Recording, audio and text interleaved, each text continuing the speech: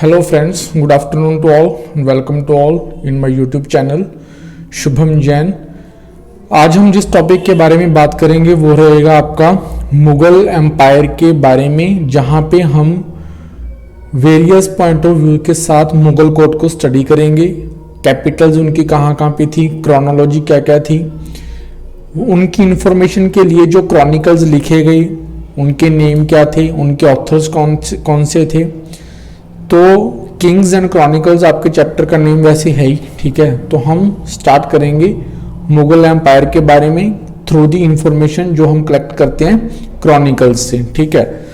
तो स्टार्ट करते हैं the Mughals and their empire.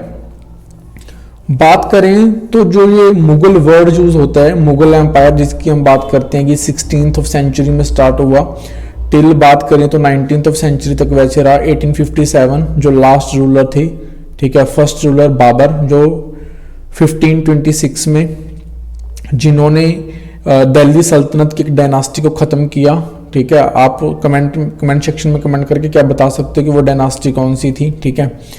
तो सबसे पहले रूलर इनके बाबर थे, ठीक है, एंड सबसे लास्ट रूलर जो थे आपके बहादुर शाह जफर, ये वाले। तो मुगल एम्पायर एक बड़ा वास्ट एम्पायर था, ठीक है, जिसको स्टार्टिंग किया बाबर ने। बाबर के बाद देन हुमायूं के बाद अकबर जो थे, इन्होंने एक्सपेंशन तो किया ही था एम्पायर का, लेकिन कंसोलिडेशन ऑफ एम्पायर भी किया। अब कंसोलिडेशन ऑफ एम्पायर जैसे हमने जो रंजीत सिंह जी की हिस्ट्री हम स्टडी कर रहे थे तो वहां पे भी देखते हैं, मैरिज रिलेशंस के साथ भी कर सकते हैं, वॉर के थ्रू भी कर सकते हैं, टेरिटरी के ऊपर कब्जा भी कर सकते हैं, मतलब, और through the relation of marriage, friendship, ऐसे करके एम्पायर इन्होंने सेटअप किया था। जब रंजीत सिंह जी ने भी ऐसे किया था और ये मुगल जो हैं ये भी ऐसे ही इन्होंने एम्पायर बनाया था। तो हम ये बात करते हैं कि जो मुगल रूलर्स हैं ये कहाँ से इनका ओरिजिनेशन है। अगर हम बाबर की बात करें तो बाबर जो थे वो बिलोंग करते थे, यहाँ पे जो है वो यहाँ पे स्टार्ट करते हैं जहीरुद्दीन बाबर के साथ। जहीरुद्दीन एग्जाम्स में कभी कभी इनके फुल नेम भी पूछ लिए जाते हैं, ठीक है, तो आपको पता होना चाहिए जहीरुद्दीन बाबर। ये फरगना से बिलोंग करते थे और फरगना जो है वो एक उज्बेकिस्तान जो है सेंट्रल एशिया का कंट्री, वहाँ का एक रीजन है। तो बाबर जो है उज्बेकिस्तान से निकाल दिया गया था उज्बेक्स के द्वारा, क्योंकि वो एक वॉरियर्स की जो थी वो एक कबीले थे जो, ठीक है, जो जिनके साथ बाबर फाइट नहीं कर पाया था। तो वहां से निकल के वो कहाँ पे आया, इंडिया में आया, नई टेरिटरीज, नई किंगडम सेटअप करने के लिए, ठीक है। तो इसके बारे में हमें जो इन्फॉर्मेशन मिलेगी वो बाबर की मेमोयर्स से मिलेगी, ठीक है, जिसको बाद में ट्रांसलेट करके अकबर ने बाबरनामा बुक बनाई थी। स्टार्टिंग अगर हम करें तो जो ये मुगल वर्ड हम यूज करते हैं एम्पायर के लिए वो वर्ड मंगोल से आया है, ठीक है। मंगोल भी आपका क्या है, एक इंडिया के नॉर्थ में लाई करने वाला एक कंट्री है, ठीक है, सेंट्रल एशियन कंट्रीज के साथ में है, ठीक है। रूलर्स अगर बात करें, जो ये मुगल रूलर्स हैं जिनको हम मुगल बोलते हैं, और ये नेम इनको यूरोपियंस ने दिया था, यहाँ पे मैंने मेंशन कर रखा है, term Mughal was used by the Europeans, ठीक है। लेकिन वो खुद को क्या बोलते थे, वो हम खुद को बोलते थे तैमूरिड्स, ठीक है, क्योंकि तैमूर तुर्किश रूलर था, ठीक है, और मुगल ये मानते थे कि हम इनके डिसेंडेंट हैं, ठीक है, और हमारे जो वंशज हैं वो तैमूरिद से, ठीक है।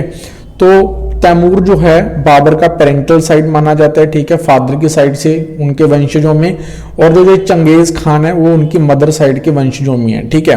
और हम इनको चगताई तुर्क्स बोलते हैं, ठीक है, क्योंकि बाबर का जो पालन पोषण हुआ है वो आपका कहाँ पे हुआ है, टर्की में, ठीक है, मतलब कि उस साइड के जो एरियाज हैं वहां पे इसका पालन पोषण हुआ है। और जो मंगोल्स को क्या बोलता था कि बारबैरिक होर्ड्स बोलता था, ठीक है, मंगोल्स को जो ज्यादा लाइक करता नहीं था। यूरोपियंस ने इनको मुगल नेम दिया था, तभी से हम इनके एम्पायर के लिए वर्ड जो क्या है मुगल वर्ड यूज करते हैं, ठीक है। अगर हम इन लिनेज की बात करें तो बाबर के बाद हुमायूं, बाबर जो है 1526 से लेके 30 तक रहे, उसके बाद फिर 40 तक पहले हुमायूं रहे, देन 10 ईयर्स बीच में शेरशाह सूरी का रूल आया, फिर उसके बाद अगेन वो 55 से लेके 56 तक बहुत शॉर्ट पीरियड के लिए रहे। फिर हम बात करें तो उसके बाद जलालुद्दीन अकबर 1556 से लेकर 1605 तक रहे। इनके बारे में जो भी इंफॉर्मेशन हमें मिलती है अकबरनामा में से मिलती है। नेक्स्ट अकबर के बाद जहांगीर आए 1605 से लेकर 1627 तक, ठीक है। फिर शाहजहां, इनके बारे में हमें जो इन्फॉर्मेशन मिलती है वो बादशाहनामा में मिलती है। एंड औरंगजेब जो है वो आपके इनकी इन्फॉर्मेशन जो हमें वो आपकी आलमगीर नामा में मिलती है, ठीक है। बहादुर शाह जफर, जैसे मैंने पहले ही बताया, बहादुर शाह जफर टू जो यहाँ आपके लास्ट मुगल रूलर थे।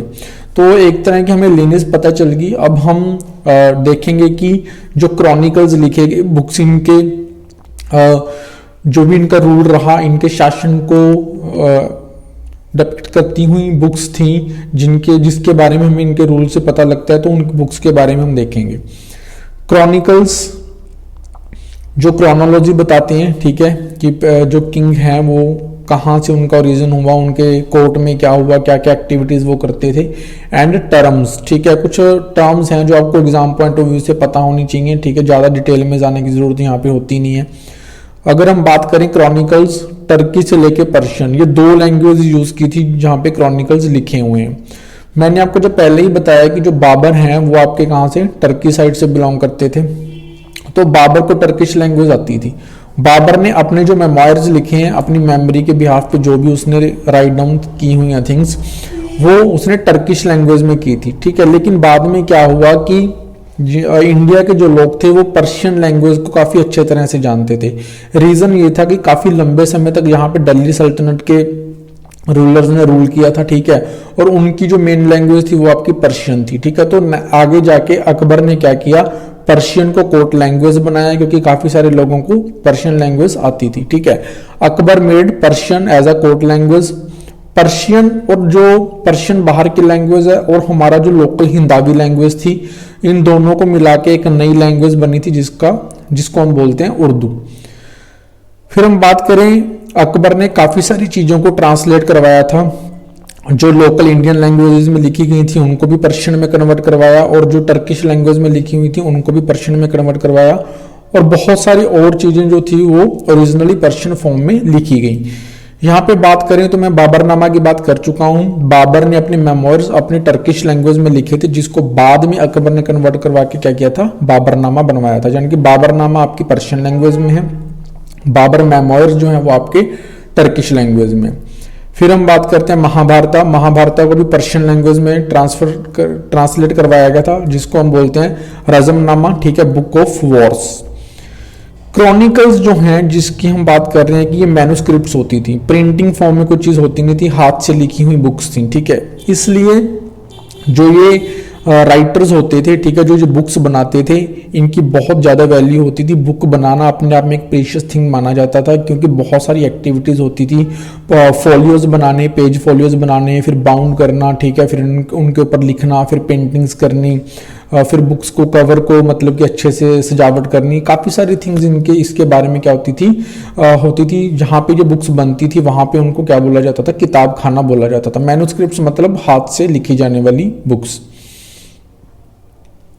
लिखने के लिए कैलीग्राफी, जिसको हम आर्ट ऑफ राइटिंग बोलते हैं, इसके काफी सारे फॉर्म्स होते थे। उसमें से सबसे फेमस जो आपकी कैलीग्राफी होती थी वो थी आपकी नास्टालिक, जो अकबर को बहुत अच्छी लगती थी।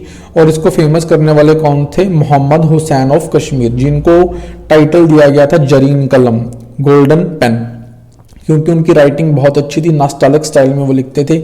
नास्टालिक स्टाइल में क्या है कि जैसे मान लो उर्दू का आप कोई भी चीज़ लिख रहे हो तो बाद में ऐसे हॉरिजॉन्टल जो है ऐसे करके क्या छोड़ी जाती थी, ऐसे करके बाद में लाइंस छोड़ी जाती थी, ऐसे हॉरिजॉन्टल। और ये मानते हैं कि पूरे बुक के एक पेज में जो 1/4 पार्ट होता था बुक का, उसमें क्या होते थे, अपने सिग्नेचर करते थे जो लिखने वाला पर्सन होता था, ठीक है। तो मेन यहाँ पे आपको एक तो आप लोग को याद रखना है कि क्रोनोलॉजी क्या है, दूसरी आपको टर्म्स याद रखनी है जहां पे आपसे क्वेश्चन जो है एग्जाम्स में पूछे जाते हैं। मैंने जैसे बोला कि मैन्युस्क्रिप्ट्स जो होती थी हाथ से लिखने वाली होती थी, ठीक है। बुक्स लिखने वाले लोग अलग होते थे, उसमें पेंटिंग करने के लिए भी जगह छोड़ी होती थी, सो दैट कि जो चीज बुक में लिखी हुई है उसको आप क्या कर सको, पेंटिंग के थ्रू रिप्रेजेंट कर सको। तो पेंटिंग बाद में होती थी, ठीक है, उसके लिए स्पेसेस छोड़ी जाती थी।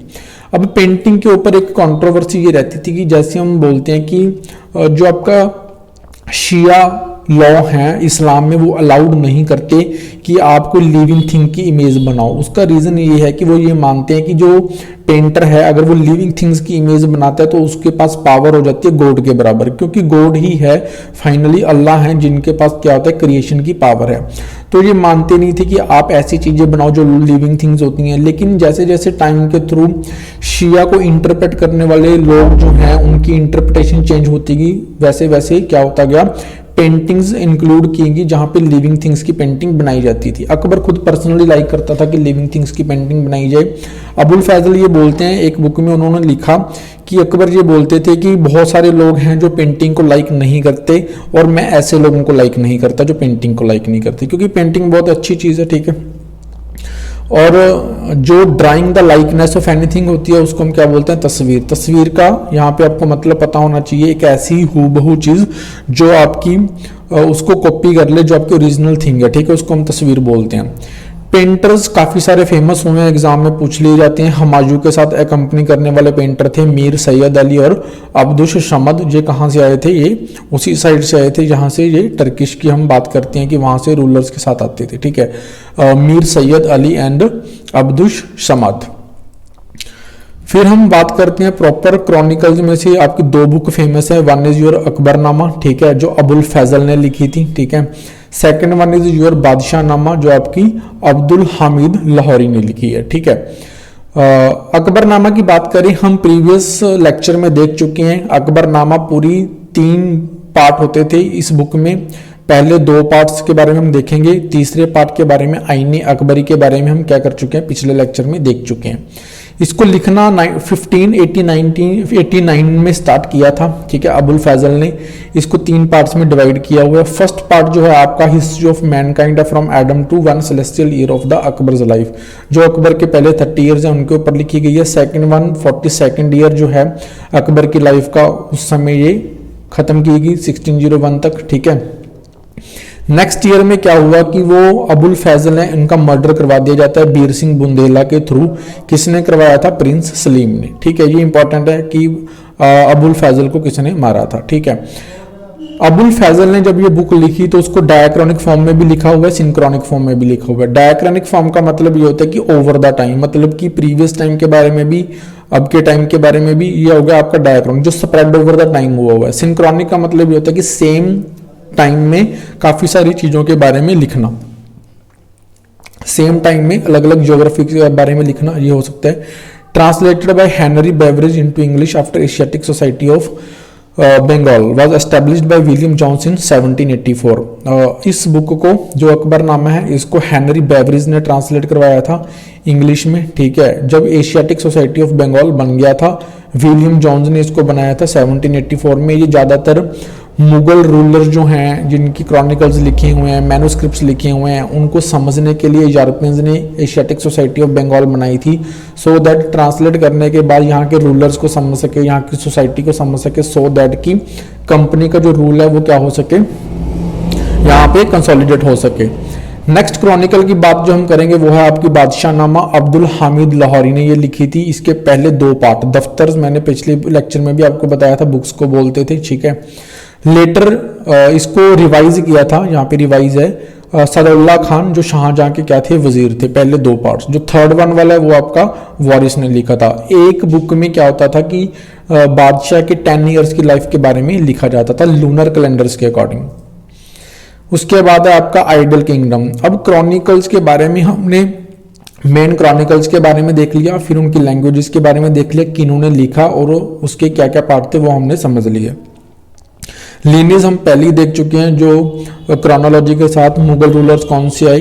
अब जो मेन ये है कि उन बुक्स में किंगडम के बारे में क्या लिखा हुआ है। एक्चुअली किंगडम के बारे में एग्जाम्स में ऐसे डायरेक्ट क्वेश्चन पूछे नहीं जाते, जहां पे क्वेश्चंस पूछे जाते हैं हम उसको पर्टिकुलरली फोकस करके पढ़ेंगे। पहले तो ये है कि किंग को डिवाइन लाइट माना जाता है। कहने का मतलब ये है कि जो किंग हैं वो क्या है, गॉड का एक पर्सनल रूप है। यहाँ पे उन्होंने एक कहानी के थ्रू ये बोला है कि मंगोल की एक क्वीन थी एलंकुआ, ठीक है, जिसको इम्प्रेग्नेट किया था गॉड की रेज ने, डायरेक्टली सन की रेज ने, ठीक है।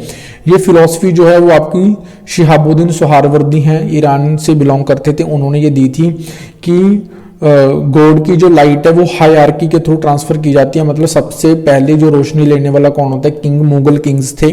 और मुगल किंग्स क्या है? गॉड के भेजे हुए बंदे हैं जो यहाँ पे लोगों की भलाई कर सकते हैं, ठीक है। लाइट एमिटिंग फ्रॉम गॉड को क्या बोलते थे? फारे इजादी बोलते थे, ठीक है। इसको रिप्रेजेंट करने के लिए इन्होंने एक और भी चीज की है कि जैसे मान लो मुगल बादशाह का एक पोर्ट्रेट बना के उसके सर के अराउंड एक ऐसी हलो दिखाई जाती थी, जिसका मतलब ये होता था कि क्या है, इनके पास डिवाइन लाइट है। उसके बाद यूनिफाइंग फोर्स, मुगल किंगडम में क्या होता था कि बहुत सारे वेरियस टाइप ऑफ जो एथनिक एंड रिलीजियस बिहेव पे जो डिफरेंट डिफरेंट लोग होते थे, सभी के अंदर क्या होती थी, मतलब कि हार्मनी रहती थी, ठीक है। कोर्ट की जब हम बात करेंगे प्रॉपर तो वहां पे भी देखेंगे नोबिलिटी में डिफरेंट डिफरेंट कास्ट के और डिफरेंट डिफरेंट रिलीजियस के लोगों को वहां पे पोजीशंस दी जाती थी। मेन एम ये इनका रहता था सुलह कुल की, पीस रहनी चाहिए, ठीक है, हार्मनी रहनी चाहिए लोगों के बीच में, ठीक है। अकबर ने इस कॉन्टेक्स्ट में बहुत कुछ किया, एबोलिशन किया था टैक्स ऑन पिलग्रिमेज, यात्रा पे जो लगाया जाता था 1563 में। जिजिया टैक्स जो है वो आपका 1564 में इसको एबॉलिश कर दिया था। जिजिया क्या है? कमेंट सेक्शन में प्लीज कमेंट करके बताना, क्योंकि मैंने पिछले लेक्चर में भी आपको समझाया था। Justice highest virtue of Mughal monarchy, और जो ये मुगल मोनार्क होते थे, ये किंग्स होते थे, जस्टिस करना ये सबसे बड़ा अपना क्या मानते थे? अपनी कोर्ट का वर्च्यू मानते थे, ठीक है। इसको डिपिक्ट करने के लिए एग्जाम्पल के तौर पे इन्होंने क्या कर रखा था? लायन और लैम्प, ठीक है, इन दोनों को क्या किया था? टुगेदर रिप्रेजेंट किया था, ठीक है। कहाँ पे? जहां पे किंग थ्रोन के ऊपर बैठते थे उसके नीचे एक पेंटिंग बना के। तो ये इंफॉर्मेशन हमें कहां से मिलती है? बादशाह नामा से मिलती है। फिर हम बात करेंगे कि कैपिटल्स एंड कोर्ट्स, ठीक है। मुगल किंग्स की कैपिटल कहाँ कहाँ पे थी, कहाँ कहाँ पे इन्होंने ट्रांसफर किया, ठीक है। बाद में कोर्ट के बारे में देखेंगे कि कैसे नोबल्स होते थे, क्या सिस्टम चलता था, कौन से एडमिनिस्ट्रेटर होते थे। बाबर की बात करें तो यहाँ पे मैं आपको बता ही देता हूँ, डायनास्टी आपकी लोधी डायनास्टी थी, ठीक है। इब्राहिम लोधी को हरा के यहाँ पे मुगल रूल स्टार्ट किया था बाबर ने, तो कैप्चर किया गया कैपिटल उस टाइम पे उनकी आगरा थी, ठीक है। 1560 में अकबर ने यहाँ पे रेड फोर्ट बनाया, ठीक है। 1570 में अकबर ने अपनी नई कैपिटल बनाई थी फतेहपुर सिकरी, जो लोकेट होती थी जो रोड आपकी अजमेर को जाती थी, क्योंकि ये चिश्ती सिलसिला, जो चिश्ती ऑर्डर का फेमस मतलब की सीट थी अजमेर, और जो मुगल रूलर्स हैं उनका एक स्पेशल लिंक जो था चिश्ती ऑर्डर के साथ था। तो इस रोड के ऊपर फतेहपुर सिकरी क्या था? अकबर ने बनाया था अपनी न्यू कैपिटल, और वहां पे एक मौसीकी भी बनाई थी शेख सलीम चिश्ती। बुलंद दरवाजा भी अकबर के द्वारा बनाया गया, ये विक्ट्री को रिप्रेजेंट करता था गुजरात की, ठीक है। 1585 में अकबर ने अपनी कैपिटल लाहौर ट्रांसफर की, वहां पे अप्रोक्सीमेटली वो बोलते हैं 12-13 साल वहां पे रहा, सो दैट की फ्रंटियर को क्या कर सके? प्रोटेक्ट कर सके। फ्रंटियर्स की अगर बात करें, वही हिंदू कुश साइड वाला जो एरिया अपना आता है, ठीक है। 1648 में शाहजहांबाद नई कैपिटल बनाएगी शाहजहां की तरफ से, जहां पे रेड फोर्ट बनाया गया, जामा मस्जिद भी वहीं पे, और चांदनी चौक जैसे आपके स्पेशियस जो है एरियाज बनाए गए थे, ठीक है। उसके बाद है आपका मुगल कोर्ट, प्रॉपर जहां पे किंग बैठते थे, जहां पे कोर्ट, जहां पे दरबार लगता था, तो वहां पे हम देखते हैं कि एक तो तख्त जहां पे बादशाह बैठते थे, उसके अराउंड जो है आपका पूरा दरबार घूमता था। उस तख्त के पास जिस बंदे की सीट होती थी, जिस बंदे की, उतना वो किंग के क्लोज होता था, उतना हायरार्की में क्या होता था? बड़ा होता था। फिर जितना जितना दूर, उतना उसकी पोजीशन कम होती चली जाती थी।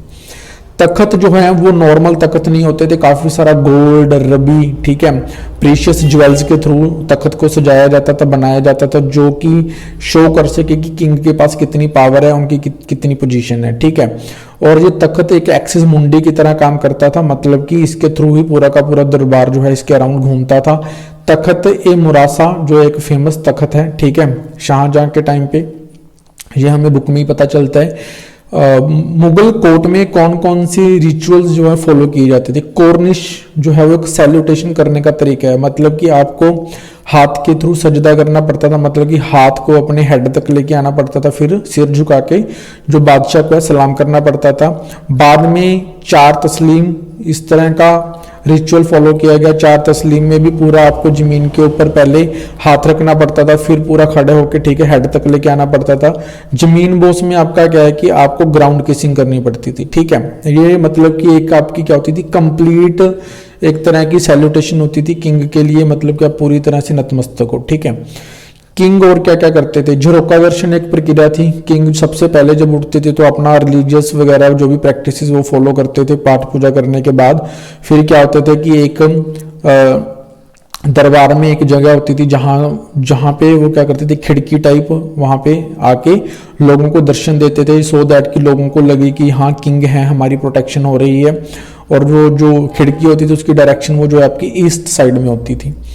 फिर होता था शब-ए बारात, ये भी एक इम्पॉर्टेंट वर्ड है, इसके बारे में एग्जाम में पूछ लिया जाता है। Is the full moon night on the 14 शब्बा the 8th month of the Hijri calendar. Hijri calendar के अकॉर्डिंग 8वां महीना जिसको शब्बा बोलते हैं, उसका 14th डे जब आपका फुल मून होता है, ठीक है, उसको बोलते हैं शब-ए बारात। मुस्लिम्स में ये डे इसलिए इंपॉर्टेंट है क्योंकि मानते हैं कि इसी दिन सभी मुस्लिम्स की डेस्टिनीज तय होती हैं आने वाले 1 साल के लिए, ठीक है, और उनके जो सिंस होते हैं, पाप होते हैं, वो माफ किए जाते हैं। देन झरोखा दर्शन के बाद किंग क्या करता था, दीवाने आम में आम मीटिंग करता था, दीवाने खास में वो अपने कॉन्फिडेंशियल मैटर्स को क्या करता था, टैकल करता था। उसके बाद यहाँ पे एक वर्ड और है जश्न वजन तुलादान। इंपॉर्टेंट ओकेजन्स के ऊपर जो प्रिंसेस हैं या किंग खुद के वेट के बराबर, ठीक है, जो भी है, या तो फूड आर्टिकल्स हो गए या फिर गहने वगैरह हो गए, उनका क्या करते थे, दान करते थे। जैसे आजकल आप देखते होंगे जब वोटिंग्स होती हैं, जब ये आते हैं जो आपके कैंडिडेट्स होते हैं एमएलए एमपी की इलेक्शंस के टाइम पे, आपको देखते होंगे मोहल्लों में ये खुद को तुलवाते हैं, फिर वो लड्डू वगैरह बांटते हैं, इस तरह का तुलादान होता था, ठीक है। उसके बाद सबसे बड़ी जो फेस्टिवल जो मनाया जाता था वो नौरोज था, ईरानियन न्यू ईयर बोलते हैं इसको, ठीक है, वर्नल इक्विनोक्स के ऊपर ये आपका आता है। इसके अलावा किंग आपके बर्थडे सेलिब्रेट करते थे, ठीक है, जो आपका एक सोलर कैलेंडर के अकॉर्डिंग, एक आपका ल्यूनर कैलेंडर के अकॉर्डिंग, ठीक है। फिर हैं आपके टाइटल्स, बड़े बड़े टाइटल्स वो ग्रहण करते थे, लाइक जहांगीर, ठीक है, किंग ऑफ वर्ड, शाहजहां, इस तरह के टाइटल जो है वो ग्रहण करते थे। और कुछ टाइटल्स जो आपके नॉबल्स इनके होते थे उनको भी बांटते थे, जैसे मिर्जा राजा, ठीक है, ये टाइटल दिया गया जयसिंह को एंड जसवंत सिंह को औरंगजेब की तरफ से। मीर खान एक टाइटल ही था, इसको परचेज किया गया किसकी तरफ से, सॉरी, मीर खान ने परचेज किया था एक लेटर ए, सो दैट कि वो अपने नाम के आगे लगा के इसको अमीर खान बन जाए, ठीक है। तो इस तरह के टाइटल्स वगैरह खरीदे भी जाते थे और बादशाह खुद से देते भी थे, सो दैट कि उनकी जो जिनको दिए गए हैं उनकी इंपॉर्टेंस बढ़ जाए। एक वर्ड खिल्लत आता है जिसको बोलता है रॉब ऑफ ऑनर, जब कोई बंदा आता था उसको सम्मान किया जाता था कोर्ट में। पदम मुरासा, ठीक है, lotus blossom set with jewels भी दिया जाता था। जो बंदा कोर्ट में आता था वो खुद क्या लेके आता था किंग के लिए, या तो नजर या फिर पेशकश। नजर छोटी अमाउंट का गिफ्ट होता है, पेशकश आपकी बड़ी अमाउंट का गिफ्ट होता है, ठीक है। असफ खान भी एक टाइटल है जो हाईएस्ट रैंक ऑफ मिनिस्टर्स को दिया जाता था, ठीक है। मतलब कि जब भी कोई व्यक्ति कोर्ट में आता था उसके लिए किंग के उसके लिए इंपॉर्टेंट होता था कि किंग के लिए कुछ गिफ्ट वगैरह लेके आए, पेशकश, सो दैट कि वो किंग को रिस्पेक्ट शो कर सके।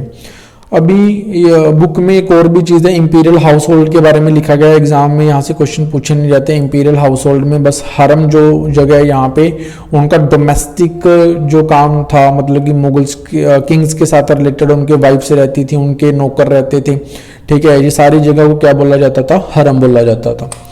इंपीरियल ऑफिसेस की बात करें जहाँ पे मेन कोर्ट था, हमने आईन अकबरी की जब बात की तो हमने ये देखा कि पूरा का पूरा जो सिस्टम है वो आपका किंग के अराउंड घूमता है, लेकिन ऐसा नहीं है। और भी बहुत सारे ऑफिसर्स थे जिनके थ्रू मुगल एडमिनिस्ट्रेशन चलता था, उन ऑफिसर्स को हम क्या बोलते थे, नोबिलिटी बोलते थे, ठीक है। और ये नोबिलिटी आपका डिफरेंट डिफरेंट कास्ट और रिलीजियस ग्रुप से बिलोंग करती थी, सो दैट कि एक ग्रुप इतना ताकतवर ना हो जाए कि वो किंग के खिलाफ ही क्या कर दे, रिवोल्ट कर दे। इसमें बात करें तो आपके राजपूत भी थे, आपके शेखजादा भी थे। शेखजादा जो इंडियन मुस्लिम्स होते हैं उनको बोला जाता है। राजपूत की बात करें तो सबसे पहले जो मुगल कोर्ट में नोबल्स बने वो और आपके राजा भारमल थे ऑफ अम्बेर, जिनकी बेटी से अकबर ने शादी की थी। राजा टोडरमल वहां के फाइनेंस मिनिस्टर बने थे। मनसबदारी प्रथा के बारे में हम पिछले लेक्चर में डिस्कस कर चुके हैं, अकबर ने ही स्टार्ट की थी, ठीक है। मनसबदारी सिस्टम के थ्रू यहाँ पे दो बातें हो रहे हैं, यहाँ पे जात और सवार, ये दो वर्ड यूज किए जाते थे, ठीक है। एक होता था आपके मतलब कि जितना आपके पास रेवेन्यू कलेक्ट होता है, दूसरा आपका कितने आप घोड़े रखते हो, ठीक है। तो मनसबदारी सिस्टम में आपके दो वर्ड आपके लिए इंपॉर्टेंट है, तो जो बंदा 1000 मनसबदार होता था, ठीक है, उसको हम क्या बोलते थे, वो नोबल बनने के एलिजिबल हो जाता था। किसी बंदे को अगर मनसबदार बनाना है तो आपका ऑफिस ऑफ मीर बख्शी उसके लिए क्या करता था, उसकी जो अपील है वो लेता था, फिर किंग को देता था। उसी पटिशन को हम क्या बोलते थे, तजवीज बोलते थे। मीर बख्शी जो है वो आपका पे मास्टर जनरल होता था। इसके अलावा 2 ऑफिस और इंपॉर्टेंट है, दीवान आला जो फाइनेंस मिनिस्टर का ऑफिस होता था, सदर और सदर जो होता है वो आपका ग्रांट्स का ऑफिस होता था। इसके अलावा जो ये वाला ऑफिस क्या करता था, आपका लोकल लेवल पे काजी अपॉइंट करता था, जो आपके क्या करते थे, लोगों के झगड़े वगैरह सुलटाने का काम करते थे। जो ये नॉबल्स होते थे, प्रोविंशियल एडमिनिस्ट्रेशन जो चलता था, मतलब कि स्टेट के नीचे, उसको क्या करते थे, देखते थे। लेकिन कुछ नॉबल्स आपके हमेशा कोर्ट में ही मौजूद रहते थे, जिसको हम बोलते थे तैनाते रकाब, ठीक है। फिर आता है आपका प्रोविंशियल एडमिनिस्ट्रेशन। जैसे आपका मेन कैपिटल में एडमिनिस्ट्रेशन चलता था, वैसे ही आपका प्रोविंसेस में एडमिनिस्ट्रेशन चलता था, जिनको हम सूबा बोलते हैं। सूबे को हेड करने वाले पर्सन को हम सूबादार बोलते थे। ज्यादातर वो प्रिंस ही होते थे, ठीक है, मतलब कि जो किंग के सन होते थे, बाद में वो किंग बन जाते थे। सूबा के बाद सरकार आता है, सरकार के बाद परगना। परगना को चलाने वाले 3 लोग थे, कानूनगो, चौधरी एंड काजी। कानूनगो रेवेन्यू रिकॉर्ड की पूरी वो रखता था, रिकॉर्ड रखता था कि कितनी जमीनी है, क्या आना चाहिए यहाँ से। चौधरी जो है वो टैक्स कलेक्शन का काम करता था। काजी जो है वो आपका जो आपके झगड़े हैं वो निपटाने का काम करते थे। इसके अलावा अकबर ने एक इबादत खाना जगह बनाई हुई थी, जहां पे वेरियस टाइप ऑफ रिलीजियस डिस्कर्स होता था, मतलब कि दूसरे धर्मों के ऊपर चर्चा होती थी, क्या चीज अच्छी है, क्या चीज गलत है, इस चीज के ऊपर डिस्कशंस होती थी। क्रिश्चियन मिशन जब इंडिया में आए तो उनके सबसे पहले क्रिश्चियन मिशन जो इंडिया में था, पादरे रुडोल्फ एक्विवा, वो उनके लीडर थे, जो अकबर की कोर्ट में आए थे। और इनके साथ क्या हुई थी, इनकी चर्चाएं हुई थी कि क्या चीज सही है, क्या चीज गलत है। आपके बुक के चैप्टर के अकॉर्डिंग सिर्फ यही इंफॉर्मेशन इंपॉर्टेंट है एग्जाम पॉइंट ऑफ व्यू से, तो ये चीजें आपको पता होनी चाहिए। बाकी मुगल एडमिनिस्ट्रेशन के बारे में हम जब मेडिवल हिस्ट्री पढ़ेंगे तब काफी सारी चीजें अभी पेंडिंग है, हम उसके बारे में फिर कभी डिस्कस करेंगे। अगर आपको लेक्चर समझ आया, अच्छा लगा, तो प्लीज लाइक शेयर कर देना, ठीक है, चैनल को सब्सक्राइब कर देना, सो दैट कि हमें मोटिवेशन मिलती रहे। इसी के साथ आपका +2 क्लास की हिस्ट्री का जो आपका पार्ट 2 है वो कवर हो गया। अभी हमने सिर्फ विजयनगर एम्पायर वाला चैप्टर छोड़ा हुआ है, ठीक है, वो हम फिर कभी डिस्कस करेंगे। Thank you.